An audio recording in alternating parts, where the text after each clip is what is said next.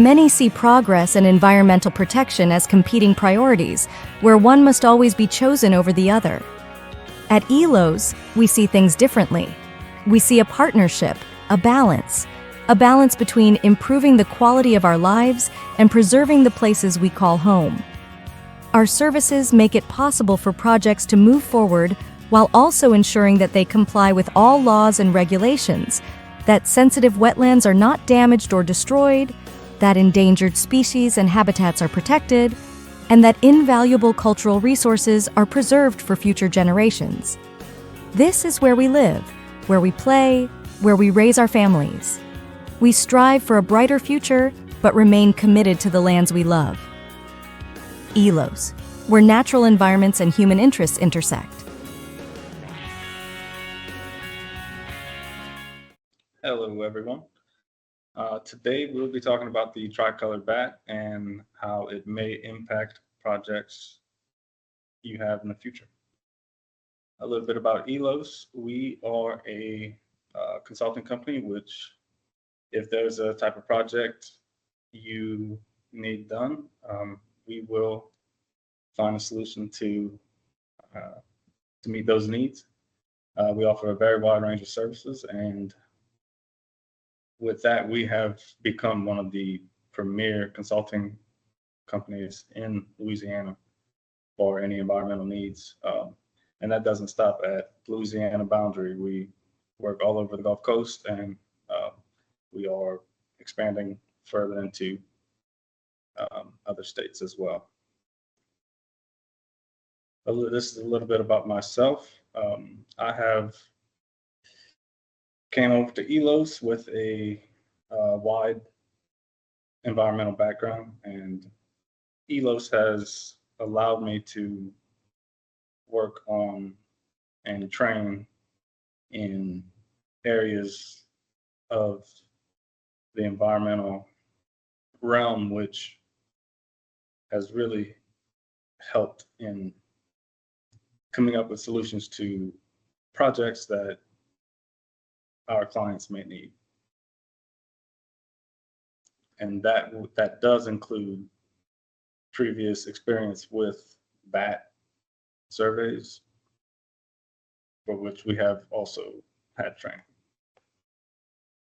So starting with the tricolored bat, it is one of the smaller bats in North America, and it has a very wide range. We also, you'll see the tricolored bat has three colors on its fur. It's dark at the base, lighter in the middle, and dark at the tip.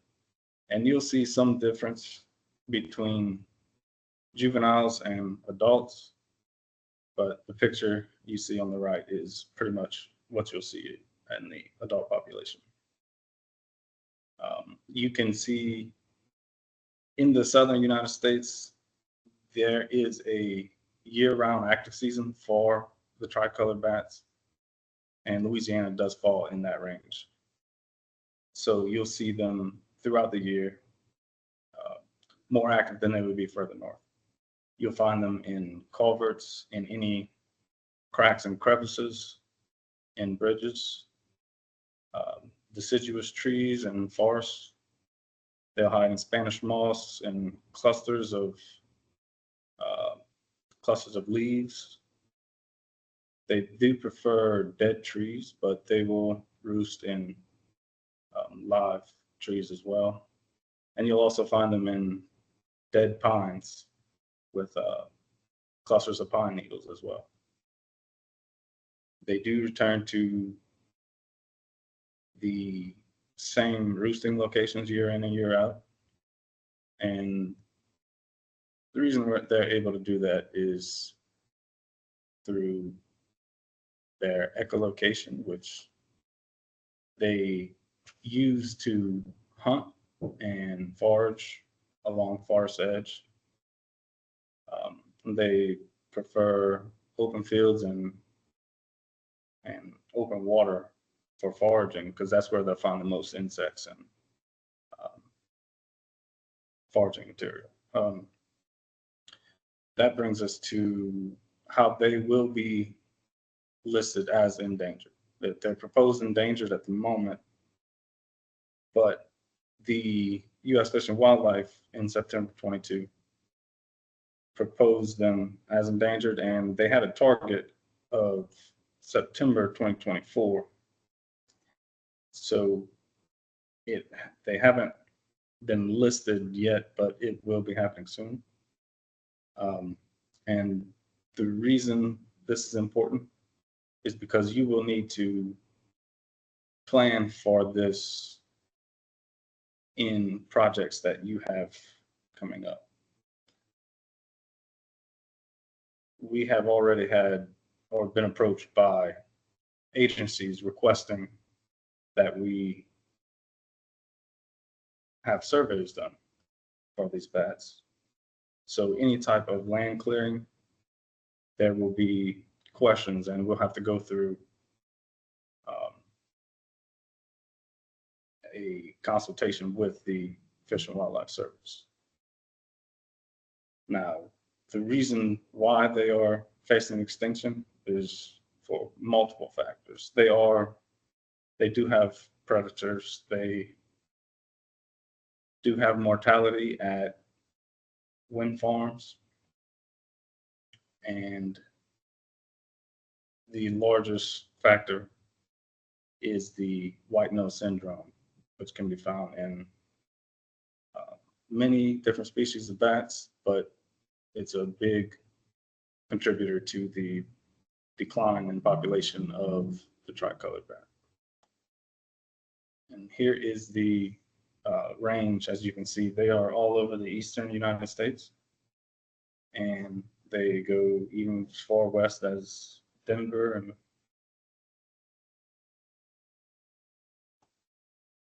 so a little more about the white nose syndrome. The syndrome has killed off a large number of bats across North America. And the reason why it's killing off these bats is because fungus grows in these cold, damp, dark places, which is exactly where bats like to roost or hibernate. And so as a bat's hibernating, the bat is burning through its fat reserves, and it's just sitting there allowing the fungus to spread.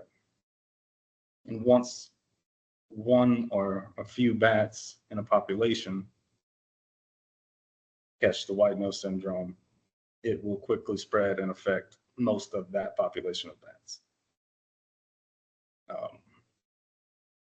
And the reason it affects bats the way it does is because it will cause them to be more active during their hibernation periods. So they're flying out of their caves and structures more often during the winter, and they're not able to forage because there's less resources available at that time. There is no known cure at the moment, but there have been vaccines tested with not much results. And how does this affect your project? So the first thing we do whenever we begin a project is, or not the first thing, one of the first things we do whenever we begin a project is we'll go to the Fish and Wildlife Service website and we'll run what's called an IPAC. And this is how the service is able to process so many projects, and it helps determine what threatened and endangered species will be in your project area by requesting a species list. And based on where your project's at, you will have a list of species, which you can then go further into the IPAC and work on what's called a determination key, which will work through which species will be affected in your area by your project. And while doing this, the IPAC will ask you certain questions to rule out or evaluate how your project's going to affect a certain species.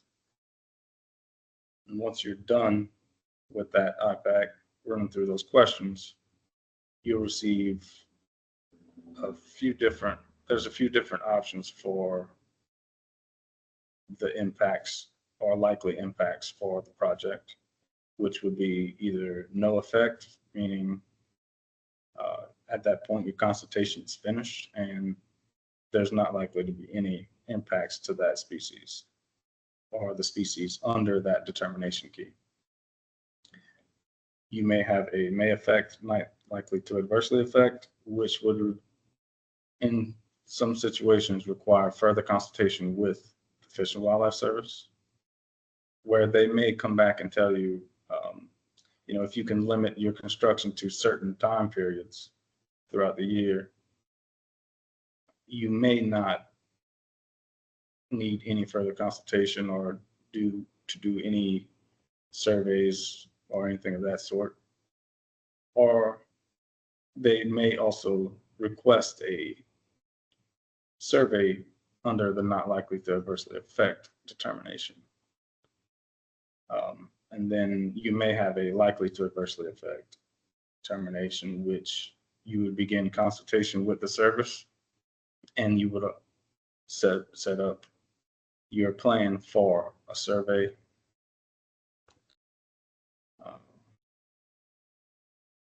And under that not likely to adversely affect, they could provide further guidance and limiting and restrictions, which would prevent you from having to do more work to mitigate for that species. Or they'll request that presence, probable absence survey. And so the requirements for a survey differ upon what your project will be. For transportation projects where we're looking at changing culverts and bridges, you're going to do a visual inspection first to determine if there's any signs of bats or if you actually find bats roosting in that structure. If you find visual evidence, you will move on to emergence reentry surveys and try to determine exactly how those bats are using that structure, and hopefully determine what species you're working with.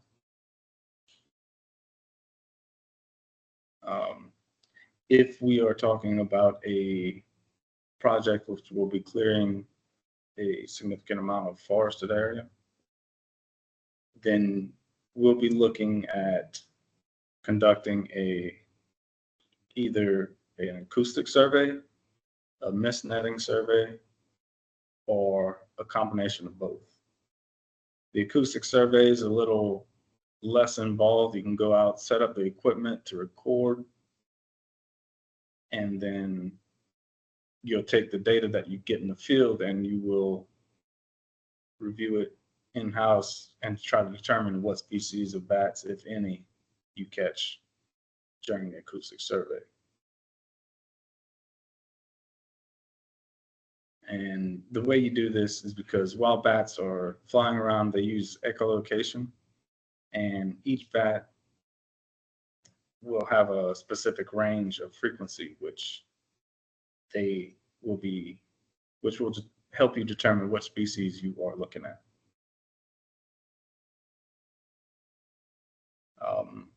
Depending on what your project site looks like, you may have to do a combination of acoustic and mist netting, or just mist netting as well. So this will be a little more invasive and a little more involved type of survey. If you're doing any mist netting or acoustic surveys, it'll need to be at least 2 to 4 nights worth of survey data. And so while conducting these mist netting surveys, if it's something that's required for a project, you're required to capture and then also move on to radio tracking so you can determine where these bats are roosting at. And hopefully, by determining that, you can avoid taking those roosting trees during your project and preserve that habitat for those bats. One important thing is the survey timeframe, which in the year-round active season area, you'll be looking at March 15th to October 15th for your survey window. It's important because people have projects that they're going to want to be conducting in the winter months as well. So it's important that whenever we do these consultations on these projects, that we're trying to get to the point where we can get these surveys done before we reach those winter months. And then once we conduct the survey, we bring it back in-house and we'll evaluate what we have and evaluate what impacts we believe will happen if that project proceeds, and then what type of mortality those bats will face. And this whole time we'll be consulting with the Fish and Wildlife Service to determine what type of mitigation would be necessary to reduce or limit what type of impacts we're putting on that species. And once we're done, the Fish and Wildlife Service may require monitoring during the project and then after the project to make sure that we're limiting the impacts to those bats. I believe that is all I have for today. Okay, if anybody has any questions, please feel free to type them in the chat box and we'll be happy to answer them.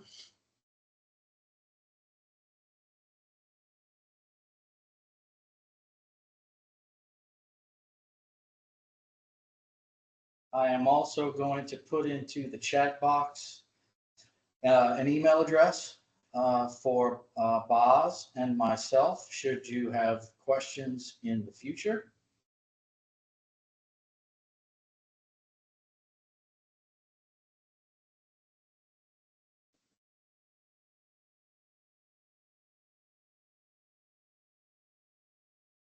I see somebody's typing a question now, so let's see. And feel free, if you have any questions, feel free to ask. Happy to answer any questions you may have. Okay, so the first question is, what type of equipment is used to conduct the surveys? So the equipment that we'll be using is, there's a few different softwares that the Fish and Wildlife Service have approved, which would be Kaleidoscope Pro or something similar. And that is the software which will collect the data. We'll also be using, it's called detectors. So the detectors have a microphone receiver on them, which will set up in strategic places throughout the survey area to try to capture the bats as they are flying and foraging. And as I mentioned, each bat will make a certain will echolocate at a certain frequency, which will help us determine which species of bats are there. And then also the mist nets. Bats have certain travel corridors in those forested areas, and so the mist netting will be set up either along wider pathways or over streams to try to give us the best chance to capture and identify the bats that are present. All right, we have another question. Do we have similar species? I'm assuming, and please correct me if I'm wrong, I'm assuming the question is, are there other species of bats in this area and that we work in that are also affected by the white nose syndrome or are endangered for other reasons? Yes, so any bats that are roosting in cold, damp, dark places where the fungus is found can be subjected to that condition. And in Louisiana, we do have other bats which are already on the endangered list, which include northern long-eared bat. And the northern long-eared bat is very, very common to have surveys done on bridges and culverts, because that's really where they like to hang out and roost down in here in Louisiana. Okay. Does anybody else have any a question? Feel free to type it into the chat box.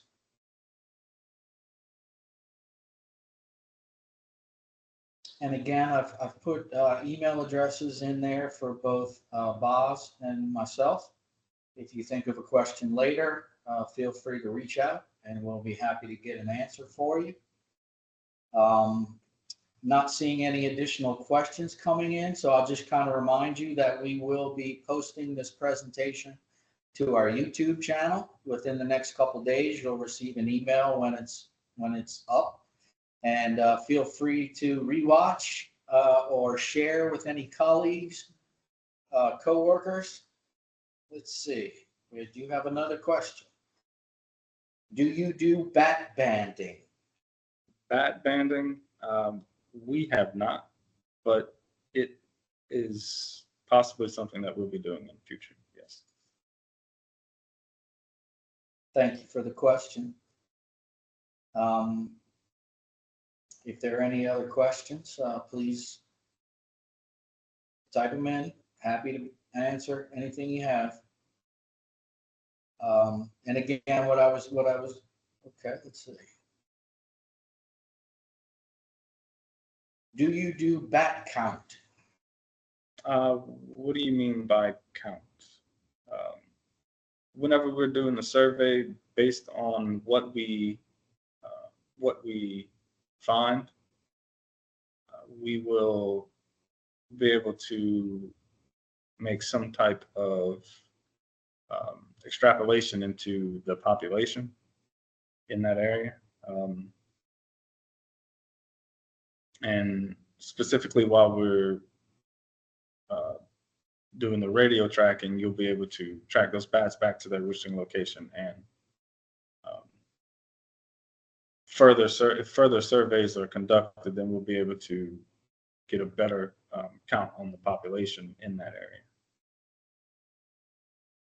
Okay, looks like there might be another question coming in. Oh, okay. You're very welcome. Again, we're happy to answer any questions. Looks like there might be another one coming.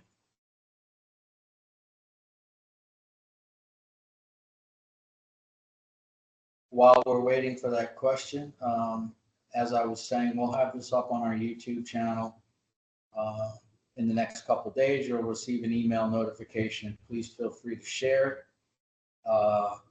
with anybody you think might be interested, or rewatch it if you have questions or just want to follow up on some things. I don't see any additional questions coming through the chat.